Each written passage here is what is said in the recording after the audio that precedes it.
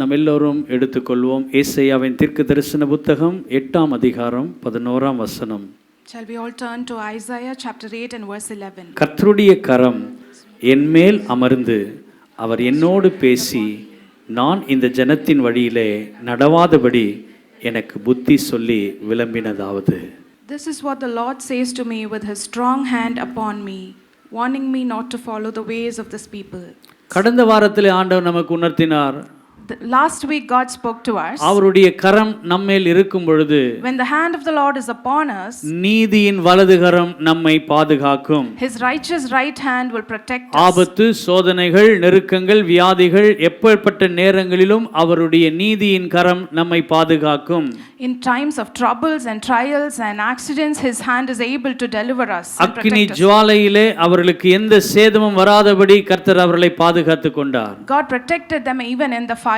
தேவன் மேல் அவர்கள் கொண்ட வைராக்கியத்தின் நிமித்தம், because of the zeal they had for God. தாவீது பல விதத்திலே சோதனைக்குள் கடந்து போகும் பொழுது, when David went through many kinds of troubles and trials, Saul பலவிதமான அம்புகளையும் ஈட்டிகளையும் தாவீதுக்கு விரோதமாய் எய்தான். when Saul brought forth many arrows and spears against David, ஆனாலும் கர்த்தர் திசை மாறி போகும்படி கிருபை செய்தார். but God gave him grace that it will be redirected. ஏனென்று சொன்னால் நீதியின் வலது கரம் தம்முடைய பிள்ளையை பாதுகாத்தது. because of the righteous right hand of God that protected his son. எத்தனையோ கூட்டங்கள் நமக்கு விரோதமாய் எழும்பினாலும், there might be many people against us, அந்த கூட்டங்களை எல்லாவற்றையும் முறியடித்து போடுகிற வல்லமை உள்ள கர்த்தர் நம்மோடு கூட இருக்கிறார். our God is able to destroy all these groups that come நாம் against us. எந்த சூழ்நிலையிலும் நம்முடைய தேவனை மறக்க கூடாது.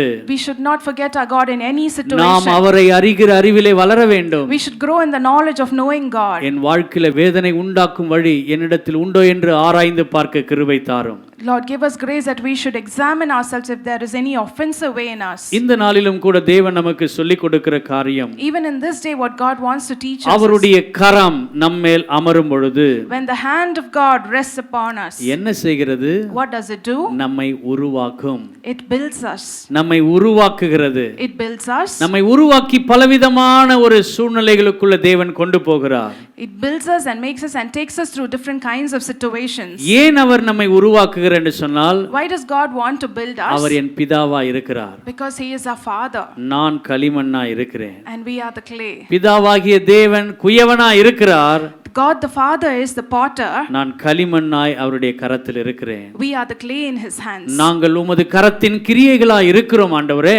Lord, we are the creations of your hand, Lord. வேதத்திலே பல சூழ்நிலையில் ஒன்றுமில்லாதவர்களை உருவாக்கின கர்த்தரை நம்முடைய தேவனை மகிமைப்படுத்த இருக்கிறோம். we have seen the God who created many people who were nothing into something in this Bible. அவர் வாழ்க்கையில ஒன்றுமில்லாத இருந்தது. in their lives they were nothing. தேவன் அவர்களை மேன்மைப்படுத்தினார். but God honored them. தேவன் அவர்களை உயர்த்தி வைத்தார். God lifted them. அதை தியானிக்க கர்த்தர் கிருபை தருவாராக. may God give us grace to meditate upon it. பழைய ஏற்பாட்டிலே in the Old Testament அநேக மேய்ப்பர்களை குறித்து நாம் பார்க்கிறோம். we read about many shepherds. அதாவது சுமார் 14க்கும் மேலான மேய்ப்பர்கள் உண்டு. there are more than 14 shepherds. முதலாவது ஒரு மேய்ப்பர் யார் இருந்தார் என்று சொன்னால் ஆபேல். the first shepherd was Abel. அவருக்கு ஒருவேளை அவருக்கு கனத்து இருக்கலாம். ஏன் கனம் இருந்திருக்கலாம் என்று சொன்னால், maybe he would have been honored. அவர் ஆதாமின் மகனாய் இருந்தார். because he was the son of Adam. அதனால அவருக்கு ஒரு கனம் அப்படி இருந்தது. and because of that he might have an honor. ஆபிரகாமை கர்த்தர் அழைத்தார். God called Abraham. அதனால அவருக்கு ஒரு கனம் இருந்திருக்கலாம். and because of that he had an honor. அவனோடு கூட இருந்த லோத்துக்கு ஒரு கனம் இருந்திருக்கலாம். there was a name for Lot with Abraham. ஈசாக்குக்கு கனம் இருந்திருக்கலாம். there was an honor for Isaac. யாக்கோபுக்கும் ரேச்சலுக்கும் லாபானுக்கும் இருந்தது. it was also for Rachel and Laban, Jacob. யோசேப்புக்கு அந்த ஆனர் இருந்தது. there was an honor for Joseph. மோசேக்கும் இருந்தது. it was there for Moses also. பழைய ஏற்பாட்டிலே தீர்க்கதரிசியா இருந்த ஆமோஸும் இந்த மேய்ப்பன் ஊழியத்தை செய்தார். in the Old Testament Amos also was a shepherd. இவர்கள் எல்லாரும் மேய்ப்பர்கள். they were all shepherds. ஆனால் இவர்களுக்கு ஒரு பேக்ரவுண்ட் இருந்தது. but there was a background for all of them. அவர்களை குறித்து ஒரு சாட்சி இருந்தது. there was a testimony for all of them. ஆனால் ஒன்றுமே இல்லாத ஒரு மனுஷனை கர்த்தர் உயர்த்தி வைத்ததை இந்த நாளிலே பார்க்க கர்த்தர் கிருபை தருவாராக. but may God give us grace to read about a person who was nothing and how God lifted him. தாவீதின் வாழ்க்கையிலே அதை நாம் பார்க்க முடியும். we see about this in the life of David. ஏன் என்று சொன்னால், because தாவீது ஆடுகளை மேய்த்தவனாய் இருந்தான். David was tending sheep. ஆடு மேய்த்தவனை கர்த்தர் அரசனாய் மாற்றினார். God turned a shepherd into a king. கரங்களை உயர்த்தலில் சொல்லுமா? amen. ஆடுகளை மேய்த்தவனை அரசனாய் மாற்றினார். God changed a shepherd into a king. எப்படி அவன் ஆடுகளை மேய்த்துக் கொண்டிருந்தான்? How was he tending sheep? எந்த சூழ்நிலையில் அவன் இருந்தான் என்று சொன்னால், In what kind of situation was அவனுடைய he? தகப்பன் அவனை குறித்து விளக்கமாய் சொல்லும் பொழுது, When his father explains about David, 1 Samuel 16 அதிகாரம் 11 வசனத்திலே நாம் பார்க்கும் பொழுது, when we read in 1 Samuel chapter 16 and verse 11, எல்லாருக்கும் இளையவன் ஒருவன் இருக்கிறான். there is a youngest among all of them. சட்டப்படி பார்த்தா அவன் 7வது. According to the law, he is the 7th. அவனுக்கு அப்புறம் ஒரு பையன் இருக்கிறான். There is one more younger than him. ஆனா அவன் தகப்பன் சொல்லுகிறான், எல்லாருக்கும் இளையவன் ஒருவன் இருக்கிறான். But his father says he is the youngest. தன் தகப்பனிடத்திலேயே அவனுக்கு அங்கீகாரம் இல்லாமல் இருந்தது. He does not have a recognition even from அதை his தொடர்ந்து father. ஈசாய் சொல்லுகிறார், Again Esau says, அவனா ஆடுகளை மேய்த்துக் கொண்டிருக்கிறான். oh, he is just tending sheep. அவன் எந்த நேரத்திலே வருவான் என்று தெரியாது. We do not know when he will come. அவனுடைய தங்குகிற இடம் ஆட்டு மந்தையா இருந்தது. He was there in the அவன் shepherd's ஒருவேளை tent. வரலாம் வராமல் போகலாம். He may come or he may not அதனால come. அவனுக்காக நம்ம வெயிட் பண்ண வேண்டிய அவசியம் இல்லை. And there is no need for us to உங்கள் wait for him. வேலைகளை செய்யும் சாமுவேல் ஐயா அவர்களே அப்படின்னு சொல்லுகிறார். He says, Samuel, please do whatever you have come to do. ஆனால் இங்கே கர்த்தருடைய திட்டம் என்ன தெரியுங்களா? But do you know what was the plan of God? ஒன்றுமில்லாதவனை உருவாக்கி பயன்படுத்துகிறது தான் கர்த்தருடைய கரம். God's hand was and purpose was to lift up one who was nothing. 8வது பிள்ளையாய் அவன் பிறக்கவில்லை. He was not the 8th. ஆனால் 7வது பிள்ளையாய் இருந்தவனுக்கு அவனுக்கு செல்ல கேட்ட அங்கீகாரம், But the one who was the 7th, the recognition that he got, கடைசியா இருக்கிறான். he was the last. ஒருவேளை நீங்க இந்த நாட்களிலே நீங்கள் கடைசி இடத்திலே இருக்கலாம். Or maybe in these days you might be in the last அல்லது எல்லா position. மனுஷராலும் புறக்கணிக்கப்பட்டவர்களா இருக்கலாம். Or you might be cast out by all கர்த்தருடைய people. கரம் உங்கள் மேல் அமரும் என்று சொன்னார். If the hand of God is upon you, ஆவியானவருடைய வல்லமை உங்களை அதிகமாய் நிரப்பும் என்று சொன்னார். if the mighty anointing of God fills நிச்சயம் you, கர்த்தர் உங்களை உயர்த்தி மேன்மைப்படுத்துவார். for sure God will lift you and honor you. வசனம் சொல்லுகிறது, The word says, ஆள் அனுப்பி அவனை அழைத்தான். he sent people to call அவன் him. சிவந்த மேனியும் அழகு கண்களும் நல்ல ரூபமுள்ளவனாய் இருந்தான். He was glowing with health and a fine appearance. அப்பொழுது கர்த்தர் சாமுவேலுக்கு சொன்ன வார்த்தை, Then God told Samuel, இவன்தான், he is the one. எழுந்து இவனை அபிஷேகம் பண்ணு. Rise up and anoint him. அப்பொழுது சாமுவேல் தைல குப்பி கொம்பை எடுத்து அவனை சகோதரர்கள் நடுவிலே அபிஷேகம் பண்ணினான். Then Samuel took the horn of oil and அவனுக்கு anointed him. முன்னாடி 7 சகோதரர்கள் தகப்பன் நிறுத்தினார்கள். The father sent forth 7 sons before ஆண்டவர் him. அவர்கள் எல்லாரையும் புறக்கணித்தார். God rejected all of them. புறக்கணிக்கப்பட்ட மனுஷனை அவர்களுக்கு முன்பாக நிறுத்தி இவன்தான் என்று அபிஷேகம் பண்ணினார். God chose the rejected one among them and anointed him. வசனம் சொல்லுகிறது, கர்த்தருடைய ஆவி தாவீதின் மேல் வந்து இறங்கினது. The spirit of the Lord came down on David. ஆண்டவர் தாவீதை அபிஷேகித்தார். The Lord anointed David. அந்த அபிஷேகம் தாவீதை ஒரு ஆசீர்வாதத்துக்குள் கொண்டு போனது. That anointing led David into a blessing. ஆடு மேய்த்தவனை எப்படிங்க அரசனா மாற்ற முடியும்? How can a shepherd be turned into a king? மேலேயே வர முடியாத ஒரு சூழ்நிலை. He cannot come up in his life. என் வாழ்க்கையில எல்லாம் தடையா இருக்கிறது. Everything is an obstacle in ஒருவேளை my என் life. குடும்பத்திலே எனக்கு தடையா இருக்கலாம். Even in my family நான் there's வேலை obstacles. பார்க்கிற இடத்தில் எனக்கு தடை வரலாம். In my workplace there might be நான் obstacles. போகிற பாதையில் எனக்கு தடை உண்டு பண்ணலாம். In the paths that I go ahead there are obstacles. ஆனால் கர்த்தருடைய ஆவி உங்கள் மேல் இறங்கும் என்று சொன்னால், But if the anointing of God comes upon ஆண்டவர் you, தகுதி பார்த்து உங்களை உருவாக்குகிறவர் அல்ல, God does not looks at qualification. தகுதி கொடுத்து உங்களை உருவாக்குகிறார். He qualifies you and creates you. உங்களை உருவாக்கி அநேகருக்கு பயன்படும் பாத்திரமாய் வைக்கிறார். He creates you and he uses you as an anointing and a useful vessel for many people. உங்கள் சூழ்நிலைகளை மாற்றி ஆண்டவர் உயர்த்தி மேன்மைப்படுத்துவார். God will turn your situations and he will lift you and ஆடு honor you. மேய்த்தவன் தகுதி இல்லாதவனாய் இருந்தான். The one who was tending sheep was an தேவனுடைய unqualified. ஒத்தாசை அவனுக்கு கிடைத்ததினால் But because of the hand of God, அவன் அரசனாய் மாறினான். he turned into a king. நடந்தது என்ன? What happened? 2 சாமுவேல் 7 அதிகாரம் 8 வசனத்தை வாசிப்போம். Let's read 2 Samuel chapter 7 and verse 8. சேனைகளின் கர்த்தர் சொல்லுகிறது என்னவென்றால், அதிபதியா இருக்கும்படி ஆடுகளின் பின்னே உன்னை நடந்த நான் ஆட்டு மந்தையை விட்டு எடுத்து. This is what the Lord Almighty says. I took you from the pasture, from tending the flock, and appointed you ruler over my people Israel. இந்த ஜனங்களுக்கு உன்னை அதிபதியாய் வைப்பதற்கு, To set you as a ruler upon these people, ஆடுகளின் பின்னே நடந்த உன்னை, the one who was tending sheep, இந்த ஆட்டு மந்திலிருந்து வெளியே கொண்டு வந்து I took you out of these flocks, உன்னை அரசனாய் மாற்றுகிறேன். and I am turning you into a king. கர்த்தர் நல்லவர். God is good. Amen. Amen. தாம் அபிஷேகம் பண்ணினவனுக்கு ஆண்டவர் செய்கிற நன்மையான காரியம்.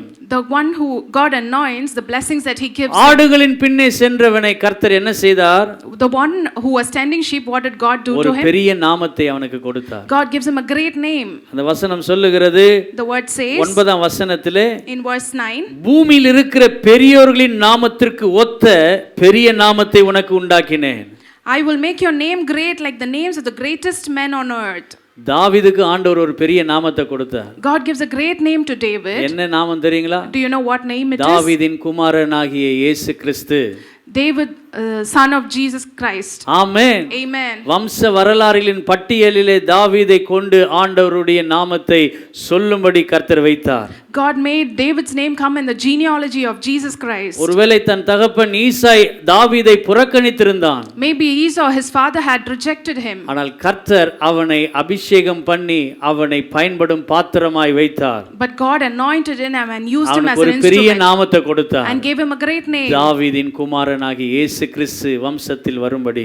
David, son of Jesus Christ, and to come Jesus to come in his இன்னைக்கு genealogy. கர்த்தர் உங்களையும் அபிஷேகித்து அவருடைய கரம் நம்மேல் அமரும் என்று சொன்னால், If God anoints you today and his hand is இந்த upon you, பட்டணத்துக்கு இந்த தேசத்துக்கு நம் பகுதிக்கு கர்த்தர் நம்மை உயர்த்தி மேன்மைப்படுத்துவார். God will lift us up and use us in this region, in this city and in this nation. இனி உன்னை சிறுமைப்படுத்தாமல் உன்னுடைய ஜனங்களுக்கு முன்பாக நான் நிலைநிறுத்துவேன். I will not suppress you and I will establish you before these people. எல்லா ஜனங்களுக்கும் சத்ருவின் எல்லா காரியங்களுக்கும் அவர்கள் கைகளுக்கு உன்னை நீக்கலாக்கி உன்னை நான் விடுவிப்பேன். I will deliver you from all the works of the enemy and set you. இந்த வாக்குத்தத்த வசனத்தெல்லாம் எப்போ நிறைவேற்றும் தெரியுமா? When will all these promises be fulfilled? என்னுடைய ஆண்டவரே பிள்ளைகளின் வாழ்க்கையில நிறைவேற்றுவீரா? Lord, will you fulfill it in the life ஒருவேளை of my நீ children? கொடுக்கிற அந்த promise verse ஆண்டவரே என் வாழ்க்கையில நிறைவேறுமா நிறைவேறாதா என்ற அவிசுவாசத்தோடு நாம் இருப்போம் என்று சொன்னால், If you are in a disbelief whether the promise of God will be fulfilled in your lives, நம்பிக்கையோடு இந்த விசுவாசத்தை கேளுங்கள். with faith listen to this word. கர்த்தருடைய கரம் உங்கள் மேல் அமரும் என்று சொன்னால், If the hand of God rests upon உன் you, நாட்களிலே அது நிறைவேறும். he will fulfill it in your days. உன் பிதாக்கள் நித்திரை பண்ணும் பொழுது When your fathers rest, உனக்கு பின்வரும் உன் கற்பப்பிறப்பாகி உன் சந்ததி எழும்ப பண்ணுவேன். I will raise up a generation after you, அவருடைய ராஜ்யத்தை என்றென்றைக்கும் நிலைக்க பண்ணுவேன். and I will establish his kingdom forever. அவருடைய சந்ததியை உருவாக்குவேன். I will establish a generation. அது மாத்திரம் இல்ல, Not just that, அவனுடைய சந்ததிக்கு பிறகு ஒரு ஆலயத்தை கட்டும்படி வைப்பேன். I will also enable your descendants to build the உன் temple. சிங்காசனம் என்றென்றைக்கும் நிலைக்கும்படி செய்வேன். I will establish his kingdom forever. ஆண்டவரே, என்னுடைய வாழ்க்கையிலே உமக்காக பயன்படும் பாத்திரமா என்னை நீர் மாற்றும் ஆண்டவரே. Lord, help me to be an instrument and useful for your kingdom, ஆண்டவர் Lord. சொல்றார், உனக்கு முன்பாக நான் தள்ளின சவுலின் என் கிருபையை உன் மகனை விட்டும் உன்னை விட்டும் நான் விலக்காமல் காத்துக்கொள்வேன். The grace that I removed from Saul, I will never remove from you and your son's life. ஏனென்று சொன்னால், Because உன் வீடும் your house, உன் ராஜ்யமும் your kingdom, எனக்கு முன்பாக என்றென்றைக்கும் ஸ்திரப்பட்டிருக்கும். it will be established before me forever. அது மாத்திரம் இல்ல, Not just that, verse 29ல நம்ம வாசிக்கிறோம், we read in verse 29, தேவரீர் அதை சொன்னீர், the Lord God spoke it, உம்முடைய ஆசீர்வாதத்தினால உமது அடியானுடைய வீடு என்றென்றைக்கும் ஆசீர்வதிக்கப்பட்டிருப்பதாக. may the blessing of the Lord fill the house of your servant and it will be blessed forever.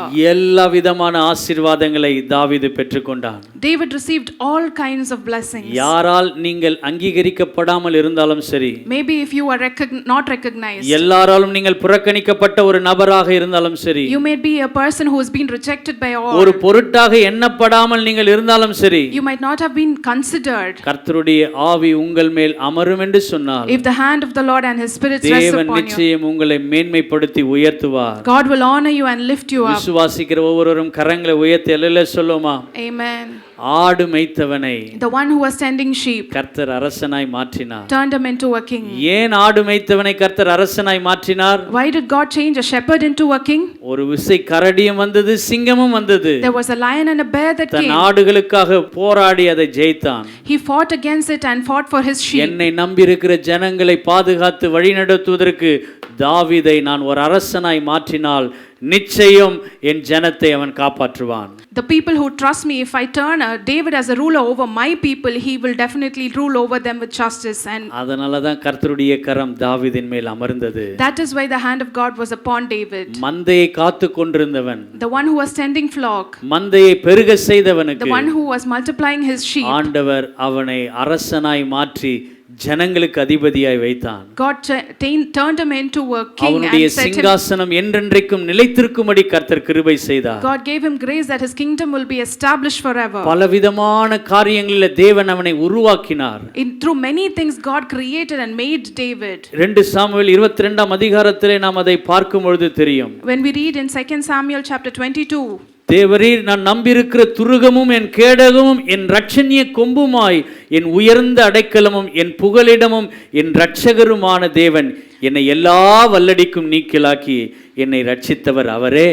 The Lord is my rock, my fortress and my deliverer. My God is my rock in whom I take refuge. He is my எத்தனையோ shield. மரண அலைகள் என்னை சூழ்ந்து கொண்டது. Though waves of death swirled about me, எத்தனையோ துஷ்பிரபாவம் என்னை சூழ்ந்து கொண்டு பயப்படுத்தினது. though destruction overwhelmed me, பாதாள கட்டுகள் என்னை சூழ்ந்து கொண்டது. though cords of death strangled நான் me, நெருக்கத்தில் உம்மை நோக்கி கூப்பிட்ட பொழுது when in my distress when I called N unto you, கூப்பிடுதலுக்கு நீ செவி சாய்த்தீர் you ஆண்டவரே. heard my cry, Lord. கர்த்தர் அவனை உருவாக்கினார். God created him. அப்படிப்பட்ட ஒரு சூழ்நிலைக்குள் தாவீது போனதுனாலதான் Just because David went through such situations, என்றென்றைக்கும் நிலையான ஒரு அரசனாய் கர்த்தர் தாவீதை அமர்த்தினார். God established him his kingdom forever. இன்னைக்கு கர்த்தர் உங்களையும் இருக்கிற ஸ்தானத்திலே உயர்த்தி மேன்மைப்படுத்துவார் என்று சொன்னால், Even today if God is lifting you and ஆண்டவரே establishing நீர் you, என்னை உருவாக்கி பயன்படுத்தும் ஆண்டவரே. Lord, create me and make me சில and use நேரத்தில் me. குயவன் அதை கால்களிலே போட்டு அதை பிசைந்து அதை மிதித்து அதை உருவாக்குவதற்கு களிமண் ஒப்பு கொடுக்கிறது.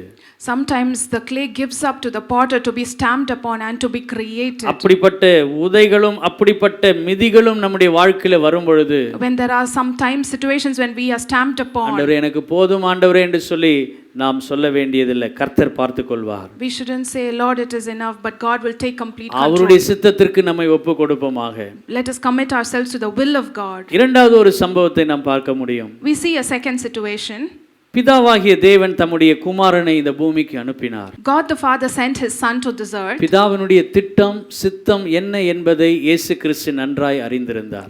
Jesus Christ very well knew the plan of God. தன்னுடைய வாழ்க்கையில 33 ஆண்டுகளிலே, In his life in the 33 and a half years, 3 ஆண்டுகள் ஆண்டவருக்காக அவருடைய சித்தத்தை நிறைவேற்றும் ஊழியத்தை செய்து முடித்தார். he fulfilled the plan of God by working for the Lord for 3.5 years. அப்படி ஊழியத்தை செய்யும் பொழுது When he was working for the அவருக்கு ministry, பின்பாக after him 12 சீஷர்களை தெரிந்தெடுத்து அவர்களை உருவாக்கினார். he created 12 disciples and made them.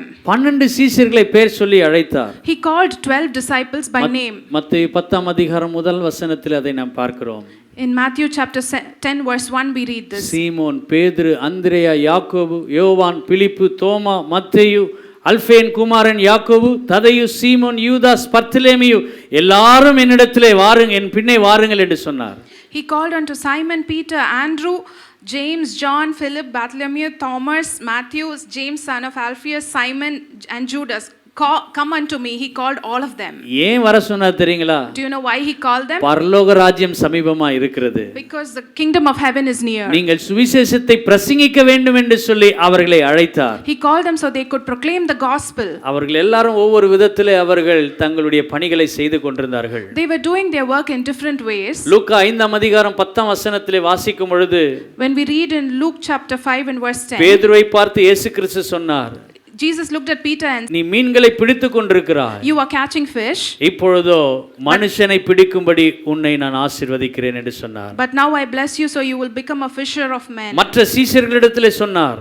To the other disciples he said, மத்தேயு 4ஆம் அதிகாரம் 19ஆம் வசனத்திலே, in Matthew chapter 4 and verse 19, இதுவரைக்கும் நீங்க மீன்களை பிடித்துக் கொண்டிருந்தீர்கள், இப்பொழுது மனுஷர்களை பிடிக்கிறவர்களாய் நான் மாற்ற போகிறேன். till now you were fishermen, now I am going to make you fishers of men. 12 சீஷர்களும் இயேசுவின் பின்னே வந்தார்கள். The 12 disciples followed Jesus. அவர்கள் 12 பேரும் வெவ்வேறு விதத்தின் சூழ்நிலையில் இருந்தார்கள். The 12 people were in 12 different ways. அவர்கள் ஒவ்வொருவரும் ஒவ்வொரு உத்தியோகத்தின் பொறுப்பில் இருந்தார்கள். They were in different jobs. ஆனால் அப்படிப்பட்ட பொறுப்பை எல்லாம் விட்டு இயேசுவின் பின்னே வந்தார்கள். But they left all their responsibilities and they followed அப்படி Jesus. வந்தவர்கள் வந்தவர்களை கர்த்தர் உருவாக்கினார். As they came, Jesus created and made them. எப்படி உருவாக்கினார்? How did God create them? மத்தேயு 10 அதிகாரம் 8 வசனத்தை வாசிப்போம். Let's read Matthew chapter 10 and verse 8. இலவசமாய் பெற்றீர்கள், இலவசமாய் கொடுங்கள். Freely you have received, freely give. ஆண்டவரிடத்தில் நீங்கள் எத்தனை காரியங்களை நன்மைகளை பெற்றீர்களோ அதை அவர்களுக்கு கொடுப்பதற்கு நீங்கள் முன் வாருங்கள். Whatever you have received from the Lord, come forth to give it to people. இன்னைக்கு கொடுக்கும்படி கர்த்தர் நம்மை வைத்திருக்கிறார். Today God has kept us so we will be able to give. வியாதிஸ்தர்களை சொஸ்தமாக்குங்கள், குஷ்டரோகிகளை சுகம் பண்ணுங்கள், மரித்தோரை எழுப்புங்கள், பிசாசுகளை துரத்துங்கள். Heal the sick and raise the dead, cleanse those who have leprosy and drive out demons. ஆனால் உங்களை உருவாக்குகிறேன். But I am molding you. உங்களிடத்தில் என்ன இருக்கிறதோ அதை கொடுங்கள். Whatever you have, give it unto people. நம்மிடத்தில் இருக்கிறதை தேவனிடத்திற்கு கொடுக்கும் பொழுது when we give what we have unto the Lord, கர்த்தர் அதை ஆசீர்வதிக்கிறார். God blesses it. அது மாத்திரமல்ல, தேவன் அவர்களை எப்படி உருவாக்கினார் என்று சொல்லி பார்க்கும் பொழுது, not just that, when we see how God molded them, 9, 10, 11, 12 வசனங்களை பார்க்கும் பொழுது, when we read in verse 9, 10 and 12, நீங்கள் எதையும் உங்களுடைய தேவைக்காக நீங்கள் எடுத்து போக வேண்டிய அவசியம் இல்லை. you do not have to take anything for your necessity. நாளைய தினத்தை குறித்து நீங்கள் கவலை கொள்ள வேண்டாம். do not worry about tomorrow. அன்றன்ற தேவைக்குரிய காரியங்களை உங்களுடைய ஆண்டவர் சந்திக்க போதுமானவராய் இருக்கிறார். God is able to meet all your needs on a day to day basis. ஆண்டவரே, நான் இதை ஊழியத்துக்காக இதை எடுத்துக்கலாமா அல்லது இப்படி போகலாமா அப்படின்னு சொல்லி நம்ம யோசிக்க வேண்டாம். you do not have to think, Lord, should I give this for this ministry? அவரை நம்பி வருகிறவர்களுக்கு, அவரை நம்பி செயல்படுகிற ஒவ்வொருவருக்கும் கர்த்தரே போதுமானவராய் இருக்கிறார். God is more than sufficient for people who trust him and come forth in his name. புஷ்பங்களை பாருங்கள். look at the lily of the valleys. அவைகள் விதைக்கிறதும் இல்லை, நூற்கிறதும் இல்லை, அறுக்கிறதும் இல்லை, பரமபிதா அவைகளை உடுத்து வைக்கிறார். they do not sow or reap or harvest, but the Lord God clothes them. ஆண்டவர் அப்படிப்பட்ட காட்டு புஷ்பங்களுக்கே அப்படிப்பட்ட ஒரு நன்மை கொடுக்கும் பொழுது, when the Lord God gives such a blessing to the lily of the அவரையே valleys, நம்பி அவரே பின்பற்றி அவருக்காக ஊழியம் செய்ய அவருக்காக பயன்படும் பாத்திரமாக விரும்புகிறவர்களுக்கு, but the people who choose to follow him and fulfill his will and minister unto him, தேவன் நம்மை விசேஷித்தமானவர்களாய் மாற்றுகிறார். God turns us into special people. தொடர்ந்து ஆண்டவர் அவர்களை உருவாக்குகிறார். God continues to mold them. 13 வசனத்திலே வாசிக்கும் பொழுது, when we read in verse 13, நீங்கள் ஒரு வீட்டுக்கோ அல்லது ஒரு கிராமத்துக்கோ நீங்கள் பிரவேசித்தால், if you go into a home or a village, அங்கே சமாதானத்தை கூறுங்கள், proclaim peace there, அங்கே சமாதானத்தை உண்டு பண்ணுங்கள், and make peace there. ஆண்டவர் அவங்களை உருவாக்குகிறார். God molds them. நீங்க போற இடத்துல ஒருவேளை குழப்பத்தை உண்டு பண்ணுகிற ஆவி அந்த இடத்துல இருக்கலாம். maybe in the place where you go there might be a spirit of confusion. அல்லது சண்டை போடுகிற சச்சரவு கொண்டு வருகிற ஸ்பிரிட் அந்த இடத்துல இருக்கலாம். there might be a spirit that brings confusion and நீங்கள் battles and fights. சமாதானத்துக்காக அந்த இடத்துல நீங்க போகிறவர்களா இருக்கலாம். but you might be a person who goes there to bring peace. ஆனால் கர்த்தர் உங்களை உருவாக்கும் பொழுது, but when God molds you, சமாதானம் அந்த இடத்துல நீங்கள் கூறுங்கள். proclaim peace there. ஒருவேளை அவர்கள் அந்த சமாதானத்துக்கு பாத்திரவான்களா இருப்பார் என்று சொன்னால், நீங்கள் கூறின சமாதானம் அவர்களுக்கு போய் சேரும். maybe if they are worthy of the peace, this peace will rest upon them. இல்லை, ஒருவேளை உங்களுடைய சமாதானத்தை அவர்கள் ஏற்றுக்கொள்ள வேண்டும் சொன்னால், நீங்கள் அந்த சமாதானத்தோட அடுத்த இடத்துக்கு கடந்து போங்க. but if they do not accept it, go forth again to a next place with the peace. தொடர்ந்து ஆண்டவர் சொல்றாரு, again God says 16, 17 வசனங்களிலே, in verses 16 and 17, ஆடுகள் ஓநாய்களுக்குள்ளே அனுப்புகிறது போல நான் உங்களை அனுப்புகிறேன். I am sending you out like sheep among wolves. ஆகையால் சர்ப்பங்களைப் போல வினாவுள்ளவர்களாயும் புறாக்களைப் போல கபடற்றவர்களுமாய் இருங்கள். therefore be as shrewd as snakes and innocent as doves. நீங்கள் பேச வேண்டியதை பேசுங்கள். you should speak what you have to speak. பேசக்கூடாததை நீங்கள் பேசாமல் இருக்க உங்கள் நாவை அடக்கிக் கொள்ளுங்கள். control your tongue so you should not speak what you have to, you do not have to நாம் speak. எந்த இடத்துல என்ன பேச வேண்டும் என்று சொல்லி நிதானித்து பேசக்கூடிய ஆண்டவரே நாவை எனக்கு தாரும். Lord, give me a tongue so I will examine. தன்னுடைய 12 சீஷர்களுக்கு அதை தான் சொன்னார். this is what he told the 12 disciples. உங்களை உருவாக்கும் பொழுது, when I mold you, ஆண்டவர் உங்களை பயன்படுத்த விரும்பும் பொழுது, when God desires to use you, ஆண்டவரே நான் என்ன பேசணும் ஆண்டவரே, Lord, what should I speak? நான் என்ன செயல்படுத்த வேண்டும் ஆண்டவரே, Lord, what should I work, Lord? நான் எங்க அமைதலா இருக்கணும் ஆண்டவரே, where should I be quiet, எனக்கு Lord? கற்றுத் தாரும். teach me, Father. அதை தொடர்ந்து ஆண்டவர் நமக்கு கற்றுக் கொடுப்பாராக. may God teach us about this. அதை தொடர்ந்து ஆண்டவர் சொல்லுகிறார் 21, 22 வசனங்களிலே, continually the Lord says in verse 21, உங்களுக்கு விரோதமாய் அநேகர் எழும்புவார்கள், there might be many against you, உங்களை பகைப்பார்கள், they will hate you, உங்கள் பிள்ளைகளை கொன்று போடுவார்கள், they will even kill your children. ஆனாலும் even then, தேவனுடைய நாமத்துக்காக நீங்கள் முடிவு வரைந்தும் நிலை நிற்கிறவர்களாய் இருப்பீர்கள். Even then you will be people who will be firm for the glory of God. 24ஆம் வசனத்திலே வாசிக்கிறோம். In verse 24 we read, சீஷன் தன் போதகனிலும் வேலைக்காரன் தன் எஜமானிலும் மேற்பட்டவன் அல்ல. the student is not above the teacher nor a servant above his master. ஆண்டவரே, எங்களுக்கு ஒரு எஜமான் இருக்கிறார். Lord, there is a master over us. எங்களுக்கு ஒரு மேய்ப்பன் இருக்கிறார். There is a shepherd over us. நாங்கள் அவர்களுக்கு ஆண்டவரே கர்த்தாவை அர்ப்பணிக்க எங்களை ஒப்புக்கொடுக்கிறோம். Lord, we commit ourselves to be obedient unto them. கர்த்தர் எந்தெந்த இடங்களிலே நம்மை உருவாக்குவதற்கு, எந்தெந்த சிச்சுவேஷன்ல தேவன் நம்மை உருவாக்குவதற்கு ஆண்டவர் நம்மை பயன்படுத்த விரும்புகிறாரோ, In whatever situation God desires to use us, அதற்கு நம்மை அர்ப்பணிப்போம். let us commit ourselves. 32 33 வசனங்களிலே வாசிக்கும் பொழுது, When we read in 32 and 34, மனுஷருக்கு முன்பாக நீர் என்னை அறிக்கை பண்ணினால், if you proclaim me before அவனை people, பரலோகத்துக்கு முன்பாக நானும் அவனை பிதாவுக்கு முன்பாக நான் அறிக்கை பண்ணுவேன். I will also acknowledge him before my Father in ஒருவேளை heaven. நீங்கள் தேவனை நீங்கள் மறுதலித்தால், If you disown God, பரலோகத்திற்கு பிதாவுக்கு முன்பாக நான் உங்களை மறுதலிப்பேன். I will also disown you before my Father in heaven. ஆண்டவரே, நான் உம்முடைய நாமத்தை மகிமைப்படுத்தி சொல்லி அறிவிக்க என்னை உருவாக்கும் ஆண்டவரே. Lord, create me and mold me so I will proclaim the goodness of God. தன் சிலுவை எடுத்துக்கொண்டு என்னை பின்பற்றாதவன் எனக்கு பாத்திரவன் அல்ல. The one who does not carry his cross is not worthy of me. இன்னைக்கு நம்முடைய சிலுவையை நம்ம எடுத்துட்டு போனோம். Today we should carry our cross. நம்முடைய குடும்ப பாரத்தை நாம் சுமக்க வேண்டும். We should carry the burdens of our நம்முடைய families. சபையில் இருக்கிற பாரம் என்ன, ஊழியத்தின் பாரம் என்ன, நாம் சுமக்க வேண்டும். What is the burdens of this ministry? We should carry it. அதுக்காக தான் கர்த்தர் நம்மை உருவாக்குவதற்காக வைத்திருக்கிறார். That is why God has kept us to mold us. ஆண்டவரே, நான் அப்படி என்னை அர்ப்பணிக்கும் பொழுது, Lord, when I commit myself, மனுஷர்களை பிடிக்கிறவர்களாய் கர்த்தர் மாற்றுவார். God will turn us into fishers of இதுவரைக்கும் men. நீங்க வேற எந்த ஒரு காரியத்தையும் நீங்க ஃபாலோ பண்ணிட்டு போயிருந்திருக்கலாம். Till now you might have followed many other things. ஒருவேளை கர்த்தர் உங்களை வழிநடத்தி உங்களை உருவாக்கி பயன்படும் பாத்திரமாய் ஆண்டவர் மாற்ற விரும்புகிறார் என்று சொன்னால், If God desires that he should use you and mold you today, சொல்லப்பட்ட எல்லா காரியங்களுக்கும் உங்களை அர்ப்பணியுங்கள். commit yourselves to all that was told today. நடந்தது என்ன? What happened? இந்த 12 பேர்களை கொண்டு ஆண்டவர் ஆதி திருச்சபையை வளர்ச்சிக்கு நேராய் கொண்டு போனார். God used the 12 disciples and built the early church. பிதாவினுடைய திட்டத்தை இயேசு கிறிஸ்து நிறைவேற்றினார். Jesus fulfilled the plan of the Father. இயேசுவினுடைய திட்டம் இந்த 12 சீஷர்களை உருவாக்கி ஆதி திருச்சபை உருவாக்க ஆண்டவர் முயற்சி செய்தார். Jesus Christ decided to use the 12 disciples to establish the early இந்த church. 11 பேரும் போய் ஊழியம் பண்ண போனாங்க. All the 11 disciples went forth to do ministry. பகை வந்தது, விரோதம் வந்தது, குற்றம் கொலைகள் காணப்பட்டது. There was hatred and there was persecution and there was murders against them. ஆனால் எழுப்புதல் வந்தது. But there was also revival. ஒரே நாளிலே 3000 பேர் ரட்சிக்கப்பட்டார்கள். 3,000 people were saved in a single ஒரே day. நாளிலே 5000 பேர் ரட்சிக்கப்பட்டார்கள். 5,000 people were saved in a single day. அனுதினமும் சபையிலே ஜனங்களை ஆண்டவர் சேர்த்துக்கொண்டே வந்தார். God brought many more people every day in the church. ஏன் தெரியுமா? Why?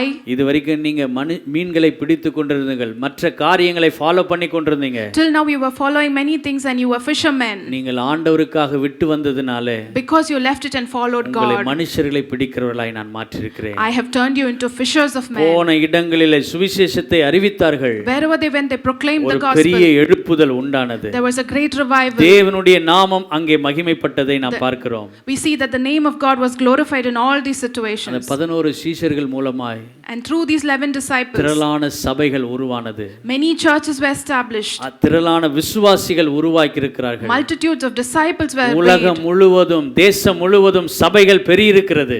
All over the world there were many churches built. நாம் போகிற இடமெல்லாம் பார்த்த கர்த்தருடைய பிள்ளைகள் நிறைந்திருக்கிறார்கள். Wherever we go, we see the children of God. இதுக்கு ஒரே ஒரு காரணம் என்ன தெரியுங்களா? The only reason behind this, இயேசு அந்த 12 சீஷர்களை அழைத்தார். the only reason is Jesus called the 12 disciples. சீமோன், பேதுரு, அந்திரியா, யாக்கோபு, யோவான், பிலிப்பு, தோமா, மத்தேயு, அல்பேன் குமாரன் யாக்கோபு, ததேயு, சீமோன், யூதாஸ், பர்த்தலேமியு, எல்லாரும் என் பின்னே வாருங்கள். God called forth all the disciples from Simon, Andrew, Matthew, James, John and many more.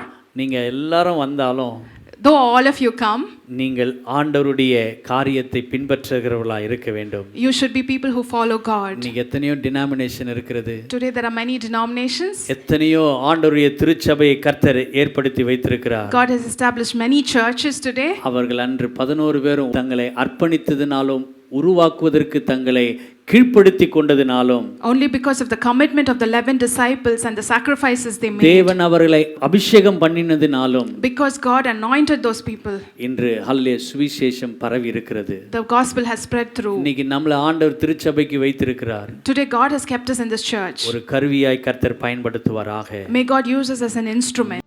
Chennai Kottivakkam AG சபையின் ஆராதனை நேரங்கள். ஞாயிறு ஆராதனைகள். முதல் ஆராதனை காலை 7 மணி முதல் 9 மணி வரை. இரண்டாம் ஆராதனை காலை 9:30 முதல் 11:30 வரை. மாலை ஆராதனை மாலை 6 மணி முதல் 7:15 மணி வரை. செவ்வாய்க்கிழமை தோறும் சங்கிலி ஜெபம் காலை 6 மணி முதல் மாலை 6 மணி வரையில். சனிக்கிழமைகளில் உபவாச ஜெபம் காலை 11 மணி முதல் பிற்பகல் 12:15 மணி வரையிலும். அன்பானவர்களே, இந்த சபை ஆராதனைகளில் நீங்கள் பங்கு பெறுங்கள். தேவ ஆசீர்வாதங்களை பெற்று மகிழுங்கள். மேலும் விவரங்களுக்கு கொட்டிவாக்கம் ஏஜி சபை எண் 2/18 காமராஜர் சாலை, கொட்டிவாக்கம், சென்னை 41